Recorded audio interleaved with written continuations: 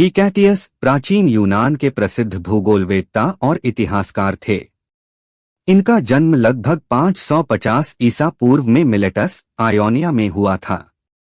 ये एनाक्सिमैंडर के बाद भूगोल के विकास में सबसे महत्वपूर्ण नाम माने जाते हैं।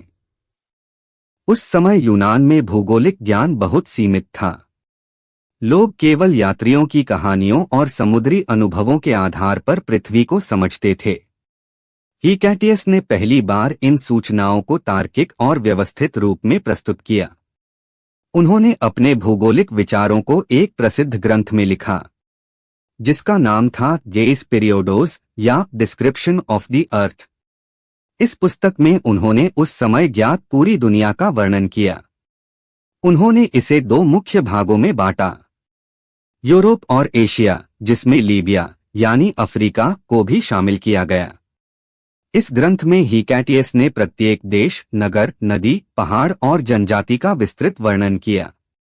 उन्होंने लोगों की जीवन शैली, संस्कृति और व्यापारिक संबंधों का भी उल्लेख किया। यही कारण है कि उन्हें फादर ऑफ डिस्क्रिप्टिव जियोग्राफी कहा जाता है।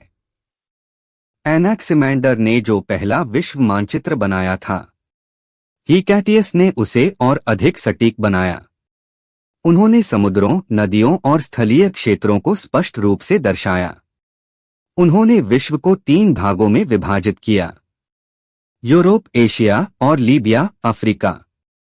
उनका मानना था कि पृथ्वी गोल नहीं बल्कि चपटी, फ्लैट है, और इसके चारों ओर महासागर एक वलय के रूप में फैले हुए हैं। उन्होंने यूनान को विश्व का केंद्र बताया। हिकैटियस ने भूगोल को मिथकों और कल्पनाओं से बाहर निकालकर तर्क और अवलोकन के आधार पर समझाने की शुरुआत की। उनके विचारों ने आगे चलकर हेरोडोटस और इराटोस्थीन्स जैसे महान भूगोलवेत्ताओं को गहराई से प्रभावित किया।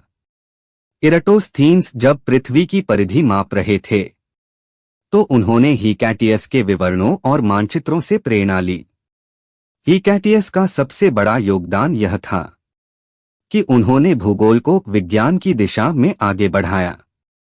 उन्होंने यह दिखाया कि पृथ्वी और मानव सभ्यता को समझने के लिए तर्क, अनुभव और अवलोकन का उपयोग किया जा सकता है।